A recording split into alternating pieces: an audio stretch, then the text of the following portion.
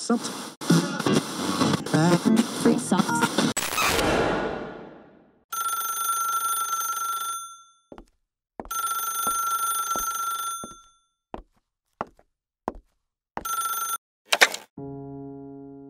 halo semuanya, lu semua lagi dengerin gue, Gary Ardian. Gimana kabarnya hari ini? Baik, semoga pada baik karena kita masih di hari karantina yang gue sendiri juga nggak tahu ini hari karantina yang keberapa. Tapi kita harus tetap sabar karena memang wabahnya masih ada dan kita harus terus membantu untuk memutus penyebarannya gitu. Jadi jangan sampai kita yang terkena dan menjadi penyebar virus ini, oke? Jadi selama physical distancing, udah berubah namanya kan sekarang jadi physical distancing. Karena emang kita harus tetap bersosialisasi, tapi cuman harus jaga jarak aja gitu. Mari kita physical distancing sambil sibuk podcasting. Kemarin gue udah sempet bahas Stockholm Syndrome, fenomena dalam sebuah hubungan yang perlu dimengerti dan dihindari ya. Karena bakal bikin hubungan jadi gak sehat kalau dilanjutin. Dan karena memang bahasan soal hubungan yang tidak sehat ini banyak sekali yang bisa dibahas, hari ini gue mau lanjut bahas istilah lain nih, yang gue yakin bisa banget untuk jadi bahan belajar lo dengan pasangan, sehingga ke depan gak harus berhubungan dengan cara yang tidak sehat semacam ini lagi. Oke? Sebelum mulai, gue mau nanya dulu. Pernah gak dalam hubungan lo ngerasa kayak gak ada kesetaraan gitu di antara kalian gitu? Kayak di hubungan itu lo tuh gak punya andil apa-apa untuk memutuskan sesuatu. Kayak semua cuma soal dia dan dia aja gitu.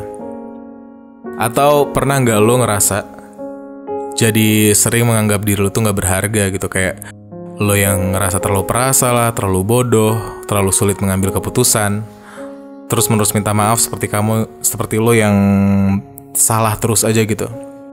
Merasa jadi kayak gak cukup baik, gak layak dicintai, atau sering gak bahagia karena hal-hal yang gak jelas gitu.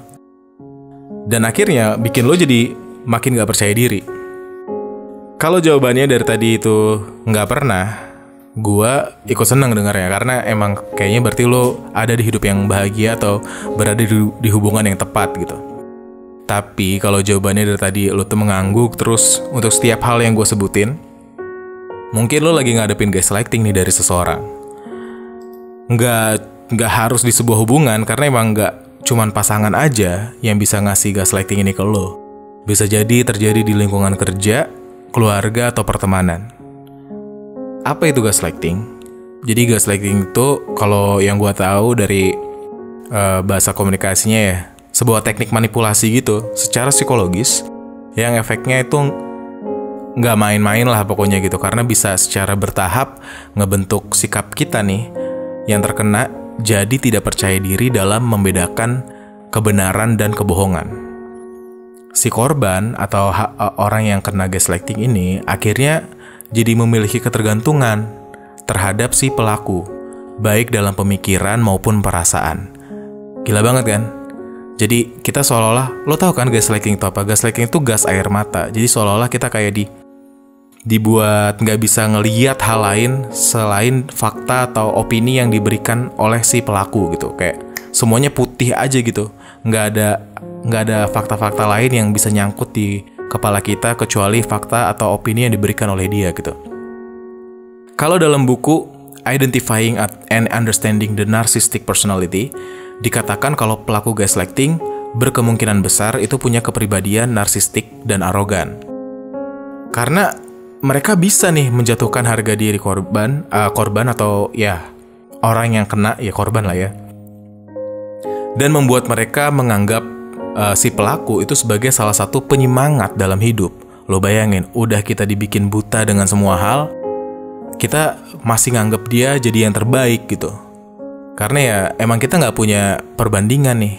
Kita nggak punya fakta-fakta lain yang bisa membuat kita percaya diri dan tetap jadi diri kita, punya value gitu, kecuali kita dengerin kata-kata dari dia gitu. Pokoknya parah dah.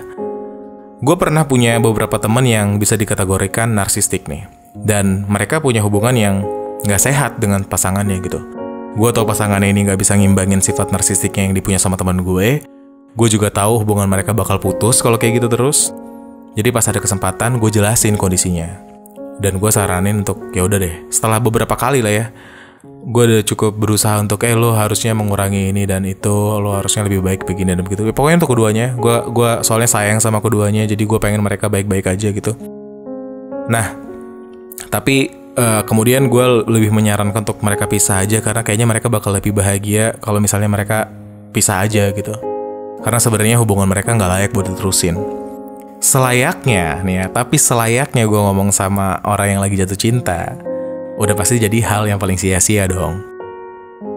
Jadi ya mereka tetap ngelanjutin hubungan sampai akhirnya kemarin gue juga udah lama nggak kontekan sama mereka.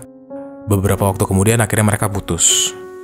Nggak bisa, soalnya susah. Ada hal yang salah gitu dari hubungan itu gitu. Kita bahas ciri-cirinya dulu deh ya. Ciri-cirinya apa kalau misalnya pasangan tuh narsistik dan punya kecenderungan untuk melakukan gaslighting? Ciri-cirinya adalah mereka biasanya nggak mau disalahin. Biasanya ini tuh terbentuk banyak hal nih faktornya. Umumnya sih karena didikan sejak masa kecil. Nih, kebanyakan masalah di diri kita itu tuh kebentuk dari masa-masa yang kita lewati di masa kecil dulu gitu. Kayak kalau misalnya kita masa kecilnya dididik untuk jadi orang yang selalu benar, gengsi adalah hal yang paling utama, nggak boleh pokoknya seseorang ada yang nginjek-nginjek kita apapun yang terjadi. Ada kan orang tua yang kayak gitu kan, biasanya jadi cenderung kayak gini nih orangnya, jadi ya nggak mau disalahin gitu, dia merasa paling baik dan sebagainya gitu. Perlahan-lahan terbentuklah sifat seseorang menjadi seperti ini. Atau kalau hal lain bisa juga karena terlalu sering disalahin, sehingga malah dia jadi pribadi yang defensif gitu. Untuk tiap hal yang memojokkan dia nggak terima gitu. Jadi ya sebenarnya banyak faktor, tapi coba digali masing-masing, pasti ada hal-hal yang ngebuat lo jadi seperti ini gitu. Itu harus diselesain dulu sih. Gimana proses terjadinya gaslighting dalam sebuah hubungan? Tentu dengan mengintimidasi.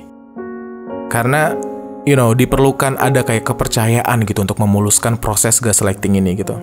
Kayak kebohongan-kebohongan lo itu nggak bakal kena kalau misalnya lo nggak bisa ngebentuk suatu opini yang akhirnya bisa dipercaya gitu.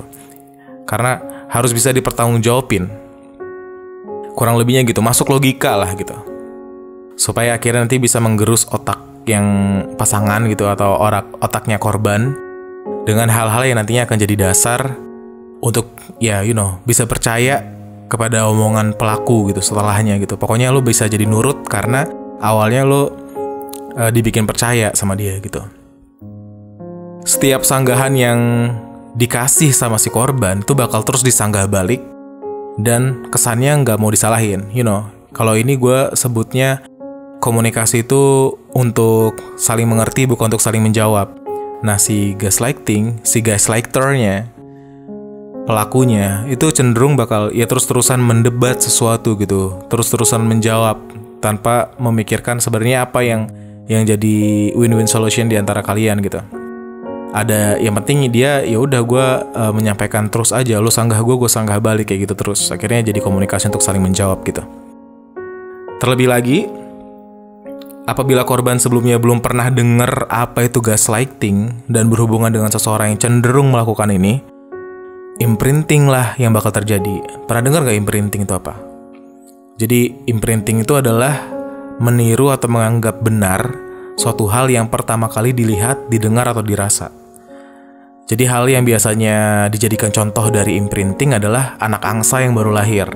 Ketika diperhatikan, anak angsa yang baru lahir itu bakal mengikuti benda pertama yang dilihatnya. Makanya ibunya bakal terus ada di samping mereka sampai mereka menetas, supaya nanti pas menetas mereka tahu, oh ini ibu gue, jadi gue harus ngikutin dia. Begitu juga dalam sebuah hubungan, pergaulan, atau lingkungan. Kalau kita belum pernah kenal sesuatu mengenai hal yang kayak gini, kita bakal cenderung mempercayai hal pertama yang kita alami. Kayak kalau misalnya pengen ngelantur dikit nih ya, begitu juga dengan konsep agama kan. Kita nih seharusnya itu memilih agama kita sendiri ketika kita sudah cukup umur, supaya semua pilihan ada di tangan kita gitu. Ya gue sih karena gue tahu agama yang diturunkan oleh orang tua itu adalah imprinting yang bisa jadi nggak sesuai dengan keimanan kita. Jadi waktu gue punya kesadaran itu, gue pelajari sendiri agama buat gue itu apa. Dan akhirnya gue sekarang memutuskan untuk berada di agama yang gue percaya sekarang. Yang untungnya agama yang gue percaya sekarang itu sama dengan agama orang tua gue. Jadi ya lucky me. Nah lanjutnya, kalau misalnya kita kembali ke hubungan, imprinting itu juga bisa kayak gitu tuh, bisa terjadi. Akan sangat bahaya karena si pelaku gaslighting jadi punya kekuasaan lebih dalam mendominasi dan bisa mengontrol hubungan karena sudah diyakini benar. Masalahnya adalah kebohongan yang ditunjukin oleh pelaku gaslighting biasanya bukan kebohongan receh, melainkan kebohongan dengan cara yang sangat cerdas gitu, karena selalu punya cara untuk berkelit dan membangun logika baru untuk ngebuat si korban ini makin percaya. Makanya kita sering dengar kalau korban merasa dibodohi kan, dan kita juga sering ngerasa kayak oh pelaku ini lebih pintar gitu. Karena emang itu tujuannya gitu, untuk membuat si korbannya itu jadi lebih rendah daripada si pelaku supaya bisa terus-menerus diintimidasi gitu. Parahnya, bisa jadi pelaku gaslighting ini ngerubah fakta sehingga justru malah dia yang jadi korbannya gitu. Tujuannya itu nggak bukan untuk ngebuat si korban jadi semakin merasa bersalah gitu. Hal ini pun bakal menurunkan kepercayaan diri si korban untuk terus memberikan perlawanan, karena setelahnya apapun yang keluar dari mulut dia tuh bakal langsung dipercaya gitu aja. Kalau udah gini jadi bahaya. Karena kita bakal jadi orang yang menganggap diri kita itu jadi gak berguna, selalu gugup, takut, bahkan sampai stres, cemas, depresi, dan trauma bahkan ya. Saat jadi korban gaslighting, kita bakal cenderung bergantung pada si pelaku secara emosional. Setiap kesalahan yang dia perbuat, lo bakal maafin, bahkan nyembunyiin kesalahannya dia itu dari orang lain. Yang lebih parah, udah dia yang salah, lo yang disuruh minta maaf, atau dia bilang dia ngelakuin kesalahan ini karena lo penyebabnya gitu. Bisa jadi juga untuk menyembunyikan perselingkuhan loh. Misalnya pelaku gaslighting nih bisa aja bilang kalau dia selingkuh karena lo yang kurang menarik, lo bukan pasangan yang nyambung kalau diajak ngobrol, dan lain sebagainya gitu. Padahal perselingkuhan biasanya terjadi karena ada yang belum selesai di dalam diri si pelaku gitu. Si pelaku perselingkuhan itu sendiri ya. Terlepas dari usaha kita untuk jadi baik dan menyenangkan dalam hubungan, itu semua cuman gimana cara untuk menjauhi gejala-gejala perselingkuhan gitu. Tapi kalau kemudian akhirnya dia tetap selingkuh setelah kita tetap jadi pasangan yang baik dan menyenangkan, setelah kita menjaga sebisa mungkin gitu untuk keharmonisan hubungan kita gitu, udah pasti kalau udah kayak gitu bukan salah korban lagi, tapi salah si pelaku perselingkuhan. Karena bakal ya ada yang belum selesai lah, kayak dia tuh kan, apalagi kalau misalnya kita lihat dari kepribadian narsistiknya tadi ya. Kalau misalnya dia selingkuh, dia pengen kelihatan hebat lah, dia pengen kelihatan jago, ngedapetin hati banyak orang gitu misalnya gitu. Ada kecenderungan dia untuk terlihat hebat gitu. Yang sebenarnya kalau menurut gue hari ini udah nggak relevan lagi. Lo harusnya jadi merasa hebat kalau lo bisa bertahan sama satu orang gitu. Kalau lo bisa setia sama satu orang, itu baru hebat yang sebenarnya gitu. Jadi kayak kalau misalnya ada orang yang misunderstanding sama statement itu, ngerasa dirinya hebat kalau bisa punya selir banyak, ngerasa ganteng, ngerasa cakep, ngerasa cantik, karena bisa naklukin hati banyak orang, kayak menurut gue sih salah aja gitu. Ya tapi emang harus diperbaikin lah ya. Oke, terus gimana lanjutannya nih ya? Kita harus gimana nih kalau misalnya ada di posisi ini? Dalam buku Gaslight Effect, How to Spot and Survive the Hidden Manipulation Other People Use to Control Your Life, disarankan untuk kita mengambil waktu sebentar untuk memikirkan kelanjutan hubungan ini. Kita tuh nggak bisa ngerubah orang. Jadi silahkan ditelaah lagi deh, apakah melanjutkan hubungan dengan cara seperti ini adalah hal yang baik atau buruk gitu ya untuk kebahagiaan masing-masing. Lo telaah sendiri, baik atau buruk nih. Mungkin berat, tapi berkali-kali kita udah setuju nih, dan udah berkali-kali juga dibahas di podcast-podcast yang sebelumnya, kalau hubungan tuh bukan cuma soal perasaan doang, apalagi perasaan yang udah dimanipulasi. Kita nggak boleh lagi nih ya harusnya percaya dengan hati kita di saat-saat seperti ini. Karena ya hati kita lagi nggak bisa dipercaya, hati kita lagi nggak berpihak pada tuannya gitu. Jadi ya seandainya lo ada di posisi ini, gue sih sangat menginginkan lo untuk seenggaknya mundur dulu ke belakang, lihat apa yang sebenarnya terjadi, lihat dari sudut pandang yang lebih luas, masalahnya apa. Kalau misalnya lo ngerasa masih bisa dikomunikasiin, gue sih menyarankan harus ada pihak ketiga yang jadi penengah di antara kalian, silahkan ke psikolog atau ke psikolog supaya lo dapet saran dari yang beneran ahli dalam permasalahan ini. Karena udah nggak bisa nih kalau misalnya dilanjutin dengan cara yang pengennya nyelesainnya berdua doang gitu. Pun dibantu dengan temen, gue juga takut temennya jadi malah memberikan masukan yang salah dan sebagainya. So coba telah lagi, pikirin lagi matang-matang kehidupan kalian kayak gimana, karena lo semua berhak bahagia.